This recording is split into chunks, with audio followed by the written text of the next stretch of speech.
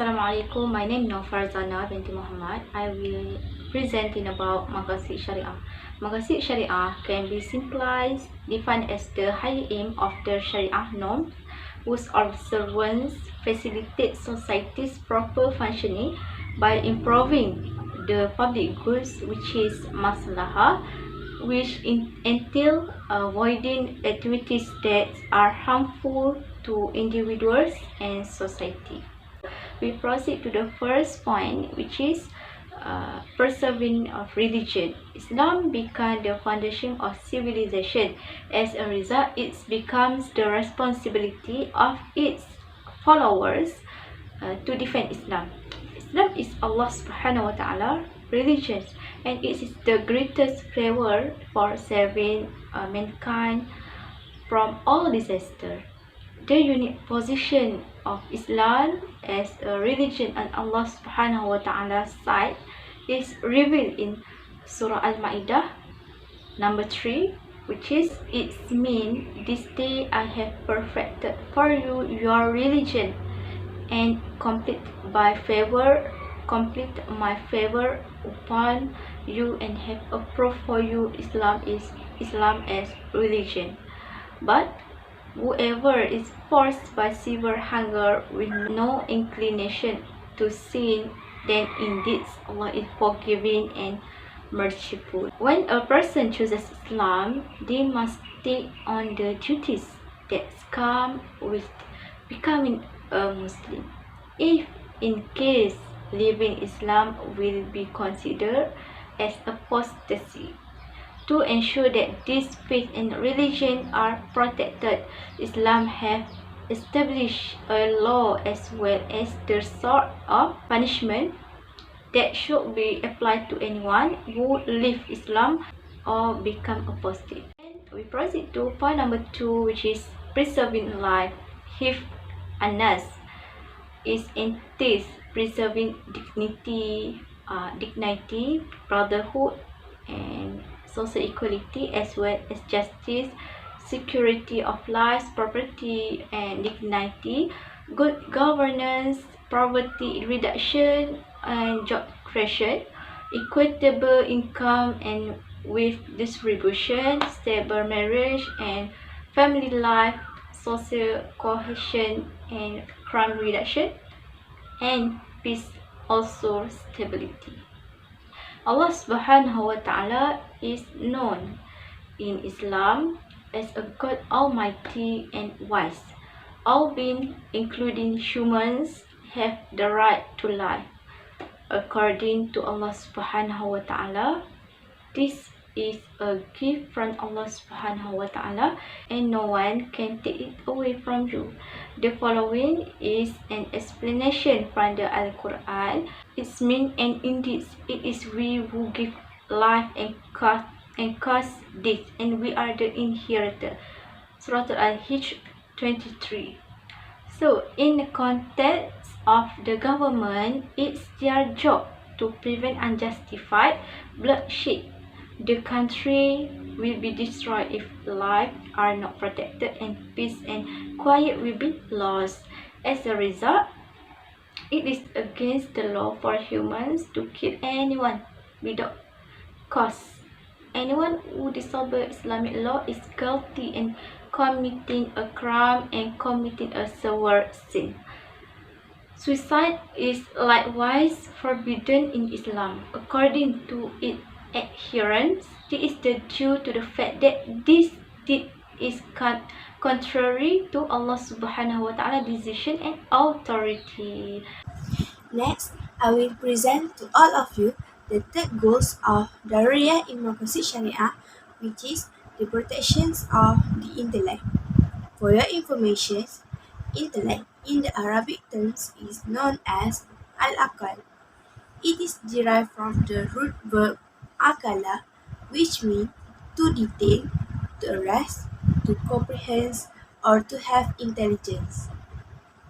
Meanwhile, in our context today, the term akal is defined as intellect, discriminance, and intelligence. The intellect is an invaluable gift from Allah subhanahu wa ta'ala to toward humankind, as the Creator has elevated man to the positions of the caliphs to prosper on the face of the earth. It also distinguishes between humans and animals. Allah subhanahu wa ta'ala glorifies human beings by giving them a mind that can think above every other creations. Even though they have small and weak limbs compared to other creation of Allah, this given mind make it easier for humans to regulate and be ahead of others. To protect the intellect, Islam come up with a way to perceive it, such as the obligation of learning. Every Muslim must claim knowledge without regard to time, place, or nations. The proof is in what the Prophet said: require knowledge from the garden to the lahat.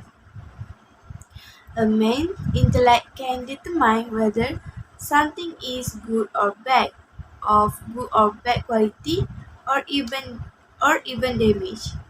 It also allows humans to move forward and develop. Islam also forbids people from engaging with things that can eliminate the functions of the intellect. If a man lost the function of reason, it will cause damage to himself, his family, society, and civilization. Thus, Islam prohibits its adherents from eating and drinking something prohibited by Allah subhanahu wa ta'ala, such as liquor and drugs. According to the Prophet Muhammad sallallahu alaihi wasallam, every intoxication is calm, and the Prophet remarks that calm is that which before the mind. Although the phrase employed in the Quran relates particularly to wine, all alcoholic beverages as well as other intoxications drugs are banned under Islamic law. The Prophet Muhammad SAW also said regarding alcohol, truly Allah has condemned comes and has cursed the one who make it. Okay, I will continue the protection of lineage in Dharuriyyah. Firstly, we must know the definition of lineage. The Arabic verbal roots nasaba meaning to related to trace, genealogy or to attributed. Al-nasab is a noun produced from this verbal root. In our context, al-nafs refers to one encounter from parent to grandparent, great-grandparent, and so on, and significant genealogy or accession. The Arabic verbal roots nasala means to reproduce, to say, and to bed. Al-nas is also a noun is related to the opposite of al-nasab. For example, one's descendants from children to grandchildren. Other than that, the phrase lineage in English has two meanings, al-nasab and al-nafs, and refers to all of the people in one family genealogy.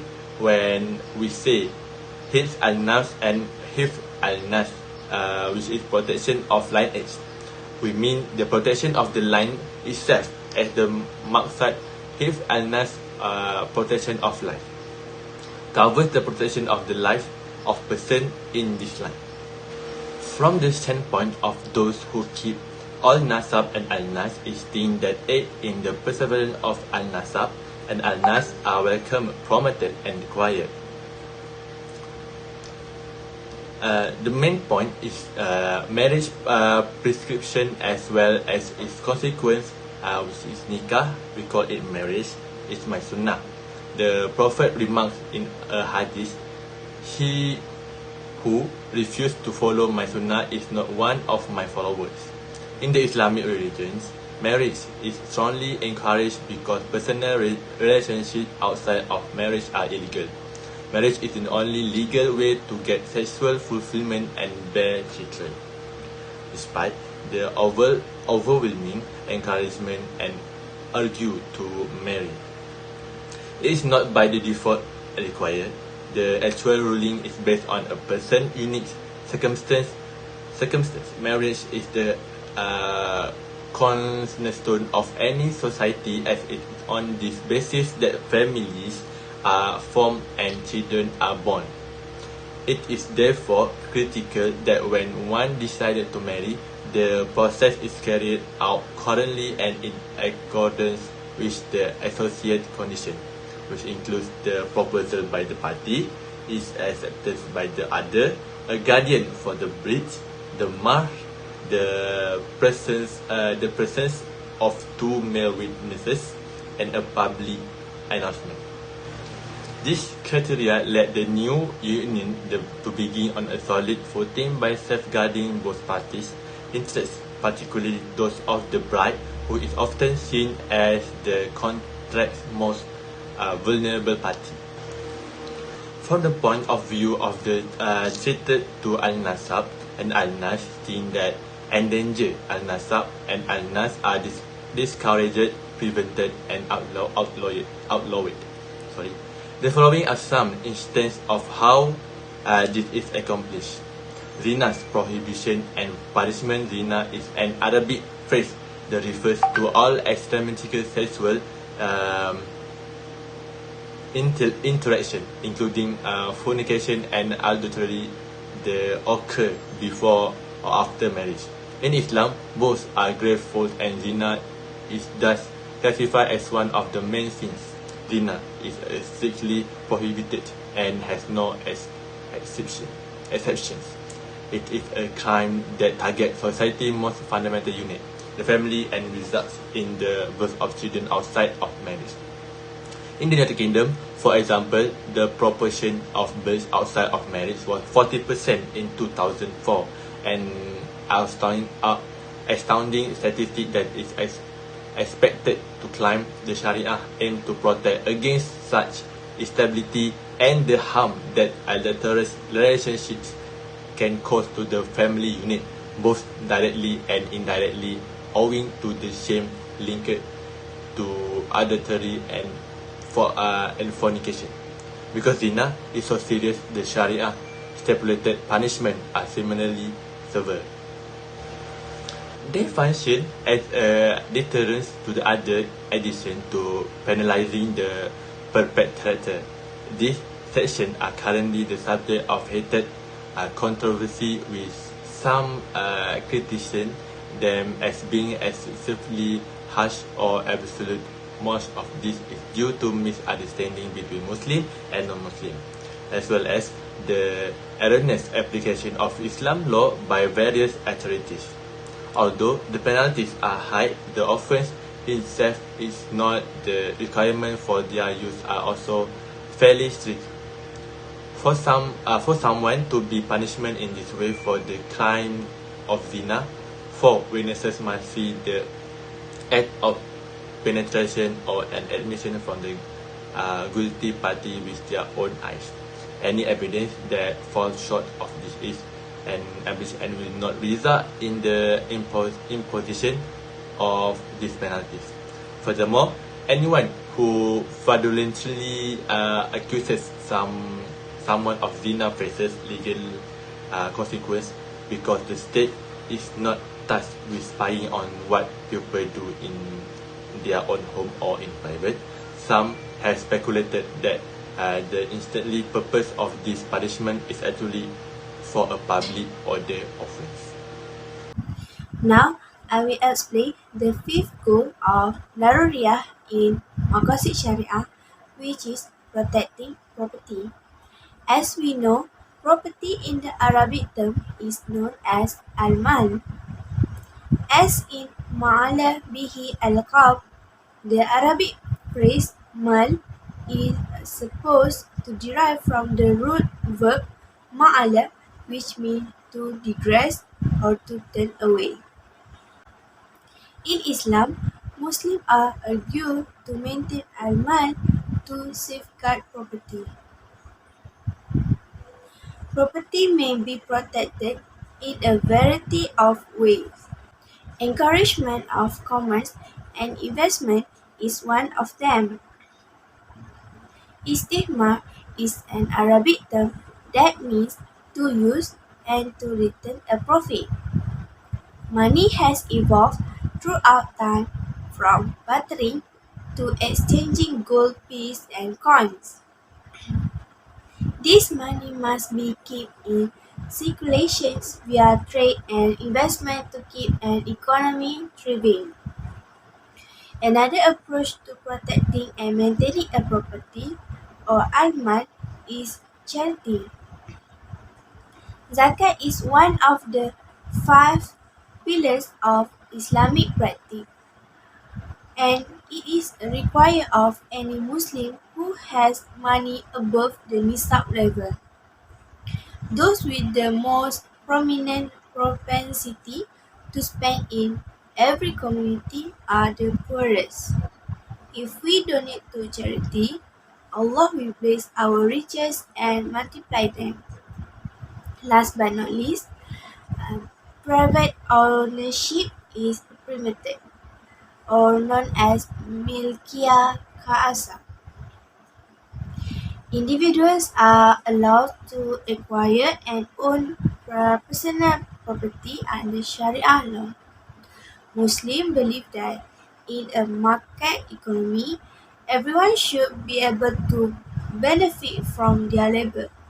This is very different from communists which didn't think private ownership was the source of social inequality. Sharia also prohibits activity that threaten property. Hence, al-mal is protected by several prohibitions. Few things in Islam are condemned so categorically and harshly. The ban on usuri is one of them. Riba is an Arabic term derived from the verbal root raba, which means to increase or grow. Many Muslims are still confused about the distinctions between riba and profit nowadays. Interest is defined as a fixed rate of return on a loan, implying a profit with no risk or effort. Another property protection restriction is the prohibition on stealing and its attendant penalties. Under Islamic law, taking something that is not one's own is considered theft. The thief hand is chopped off in Quranic punishment for stealing.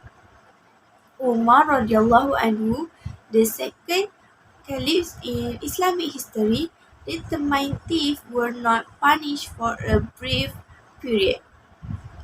Finally, protecting al-mal is a ban against luxury and wastefulness.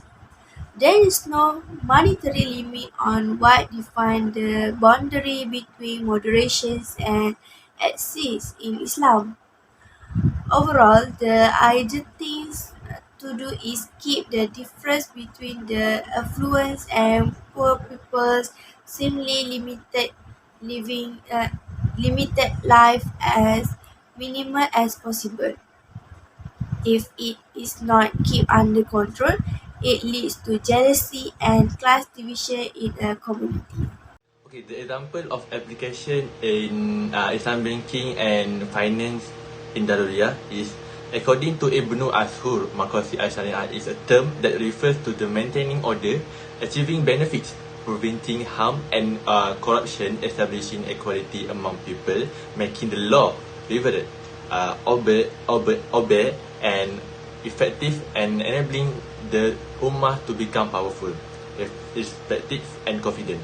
If al-mal, often known as wealth preservation, is one of the Sharia most significant goals. The concept of hifz al-mal, according to Muslim jurists, goes beyond its literal meaning. It does not imply the preservation of wealth per se, but it does imply the encouragement of wealth generation, accumulation, preservation, and distribution in a reasonable, equitable manner.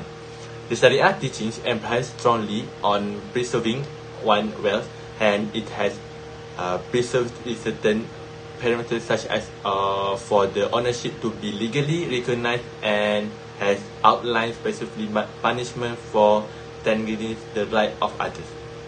For example, the Quran has explicitly described the punishment for thief without taking any consideration of the offerer's gender. The Sharia teaching emphasizes strongly on preserving one's wealth. Hence, it has prescribed certain parameters such as for the ownership to be legally recognized, and has outlined specific punishment for transgressing the right of others. For example, the Quran has explicitly described the punishment for thief without taking any consideration of the offender's gender. The Sharia teachings place a heavy emphasis on wealth preservation as a result. It has established some limitations such as the legal recognizing of ownership, and particularly penalties for violating others' rights. The punishment for the thief. The punishment for the thief, for example, is particularly mentioned in the Quran without regard to the offender's gender.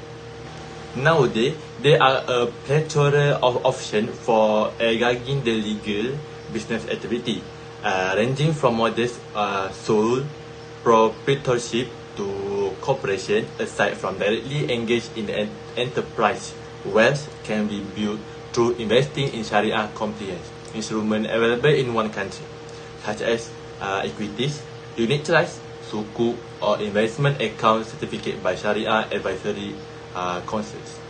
Furthermore, the Quran and Sunnah have expounded on the importance of wealth production in Islam by establishing the parameters for those with sufficient means to assist others who are less fortunate. This can be seen in the encouragement to offer hibah, which is gift, and the mandatory zakat to the correct receivers as stipulated by Sharia law. The Quran also lays out essential rules for the managing a country's wealth, stating the responsible parties must ensure that the country's wealth is divided fairly among its residents. To emphasize the necessity of wealth generation, Allah has made it clear that holding and monopolizing a nation's wealth in a way that denies the needy their right to the wealth is banned. In conclusion, Maqasid is a topic relevant to many other concerns. We have limited our examination of it in the study to its theological elements.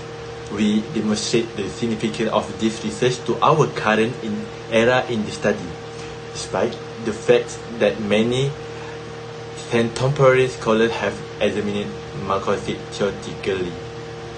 We provide some of the important principles in a new light. Nonetheless, this is still a requirement to bring the Maqasid element into the modern day, where it can be considered an Islamic legal theory.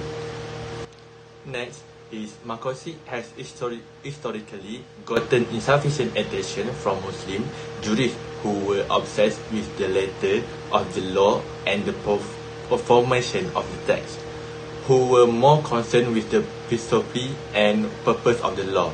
Maqasid has been so neglected that it is even mentioned in many reputed textbooks of Islamic law, let alone as part of ijtihad doctrine. Indeed, it was not until 300 years after the Prophet Muhammad died that the term Maqasid was first employed in the writing of jurists.